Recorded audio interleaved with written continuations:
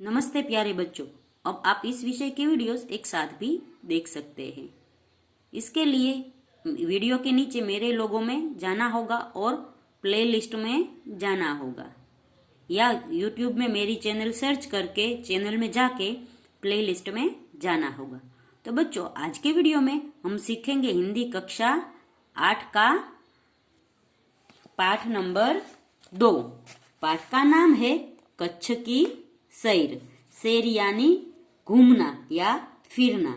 तो यहाँ इस पाठ में हमें है वो कच्छ की सैर यानी यहाँ घर बैठे बैठे कच्छ का प्रवास करा रहे हैं, कच्छ की यात्रा करा रहे हैं कि कैसा कच्छ है हमारा। पाठ के लेखक का नाम है हरेश ढोलकिया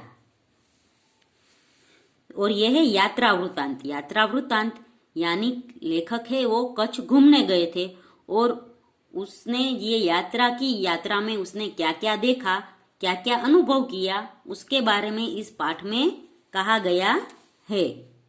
विशाल भारत में अनेक दर्शनीय प्रांत है, यानी हमारा भारत बहुत विशाल है और उसमें अलग अलग कई जगह है जो दर्शनीय यानी देखने लायक है। सबका अपना महत्व एवं सौंदर्य है।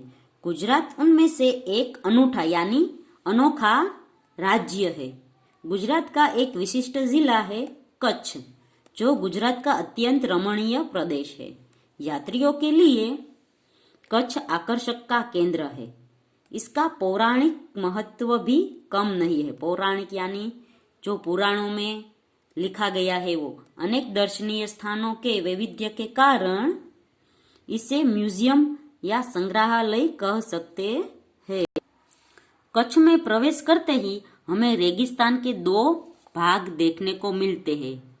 एक छोटा रेगिस्तान, दूसरा बड़ा रेगिस्तान। तो कच्छ में है वो 2 रेगिस्तान है, एक छोटा रेगिस्तान और दूसरा बड़ा रेगिस्तान। इन दोनों में रेगिस्तान जैसे कोई लक्षण नहीं दिखाई देते। इन्हें हम है वो रेगिस्तान कहते हैं, पर रेगिस्तान जैसा होता है कि वहां पर रेत ही रेत हो, पर ऐसा कुछ दिखाई नहीं देता। रेत कहीं नजर नहीं आती। अतः यह अनूठा रेगिस्तान है। अनूठा यानी अनोखा, अलग रेगिस्तान है। समखियाली को हम कच्छ का प्रवेश द्वार कह सकते हैं। प्रवेश द्वार यानी कच्छ के अंदर जाने का द्वार। कच्छ की यात्रा यहीं से प्रारंभ होती है। यहाँ से उत्तर दिशा की ओर यात्रा का प्रारंभ होता है। रापर से धोलावीरा पहुंचते ही हमारी प्राचीन संस्कृति मोहेंजोदड़ो का स्मरण हो जाता है। यह स्थान 5000 वर्ष के अवशेषों का अंग है। इस प्राचीन नगरी के दर्शन से ही हम चकित रह जाते हैं। हमें प्राचीनता में आधुनिकता के दर्शन होते हैं। तो बच्चों, हम सबको पता है कि एक मोहेंजोदड़ो नाम की संस्कृति थी जो खत्म हो गई है। वो 5000 साल पहले थी और वहां की जो नगर थे वो ऐसे होते थे और यह धोलावीरा में आए हुए हैं।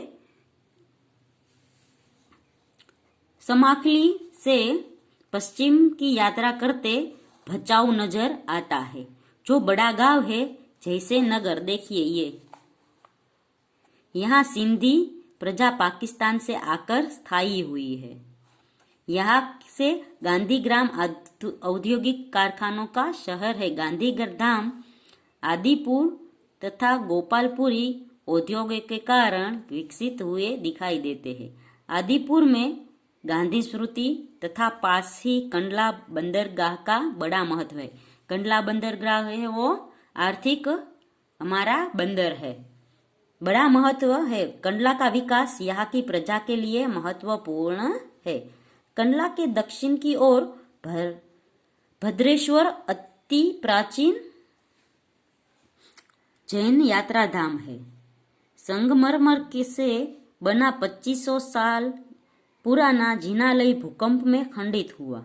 इसके पुनः निर्माण का कार्य जोरों शोरों से चल रहा है। इसे आधुनिकता का स्पर्श मिला है।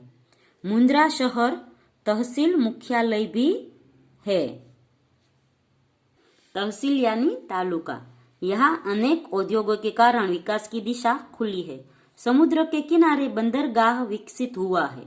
यहाँ कुछ प्राचीन इमारतें हैं। समुद्र के किनारे तटीय यात्रा करते हुए हम मांडवी पहुंचे। मांडवी अति सुंदर बंदरगाह है। वह बड़ा प्राचीन नगर है। यह शहर राजा के महल, पवन चक्कियों तथा समुद्र तट के कारण अधिक दर्शनीय बना है। यहाँ VRTI ग्राम्य संस्था के 72 जिनालय है। पास ही बिदहड़ा गांव में अंतरराष्ट्रीय अस्पताल है। मांडवी से आगे चलते डुमरा या डुमस, कोठीरा, सुधरी और जखो महत्वपूर्ण गांव है। जैनों का प्राधान्य यहाँ नजर आता है। नलिया शहर तहसील का केंद्र है। यहाँ वायु सेना का मुख्य अड्डा है। आगे नलिया से 1 घंटे की यात्रा करने के बाद नारायण सरोवर अति प्राचीन, पौराणिक और धार्मिक स्थान आता है। इस स्थान को रामायण काल का माना जाता है। वहाँ कोटेश्वर नामक दर्शनीय मंदिर है, जहाँ से रावण गुजरा था। यह पूरी भारत का प्राचीन स्थान माना जाता है। सूर्योदय और सूर्यास्त दर्शन यहाँ का बड़ा आकर्षण है। नारायण सरोवर से आगे की यात्रा में लखपत आता है, जो अति प्राचीन स्थल है। गुरु नानक की चरण रज से पावन इस भूमि पर गुरुद्वारा है। एक समय का समृद्ध शहर आज जीर्ण अवस्था में होते हुए भी दर्शनीय है। यहाँ एक किला है। उसके बगल में पानद्रो खनिज संपत्ति के लिए प्रसिद्ध पानद्रो है। वहां से हमें पुष्कल मात्रा में खनिज संपत्ति है वो मिलती है। साथ ही विद्युत निर्माण का यह केंद्र है। लखपत से मध्य कच्छ की ओर बढ़ने पर हाजीपीर मुसलमानों के लिए श्रद्धा का केंद्र आता है। यहाँ पीर की मजार है। रेगिस्तान की झांकी यहाँ से होती है। रास्ते में माता का मठ नामक धार्मिक स्थान है, जहाँ नवरात्रि के पर्व पर लोग पदयात्रा करते हुए श्रद्धा भाव से दर्शनार्थ आते हैं। आगे नखत्रान प्राकृतिक नजारों का केंद्र बना है। रास्ते में चक्ष, पूरेश्वर मंदिर, वांढई जैसे मनोहारी प्राचीन स्थान है। अब कच्छ का मुख्य केंद्र भुज आते ही उसके वैभव का परिचय होता है। आईना महल, प्राग महल, टावर, स्वामीनारायण मंदिर, हिल गार्डन, हमीरसर तालाब, भुजिया पहाड़, लोक संग्रहालय, विश्वविद्यालय आदि के दर्शन करके हम आनंद ले सकते हैं। सन 1901 में भूचाल ने इससे खंडित किया, तो लोगों ने उसे नए स्वरूप में पुनः निर्माण करके और सुंदर शहर बना दिया है। भुज से उत्तर दिशा की ओर खावड़ा में काला डूंगर है।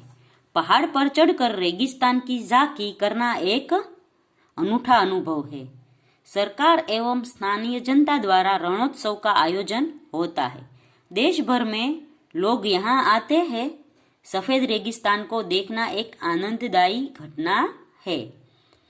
भुज से अंजार भी जाया जाता है। आगे बढ़ते हुए सृजन संस्था में यह की प्रजा की कला, हस्तकला का परिचय होता है। जैसल तोरल की स्मृति में मंदिर बना है, जो ऐतिहासिक स्थान है। यहाँ से आदिपुर तथा गांधीधाम जा सकते हैं।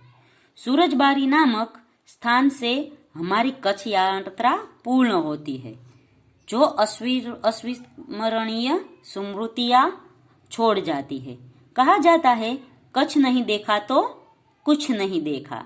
कच्छ गुजरात का गौरव है और दुनिया भर के लोगों के लिए किसी भी मौसम में दर्शनीय एवं आकर्षक केंद्र है। और इसका अनुवाद किया है महेश भाई उपाध्याय ने। अनुवाद याना इसका दूसरी भाषा में अनुवाद करना। तो बच्चों, यहाँ पर बैठे बैठे हम सबने पूरा कच्छ देख लिया।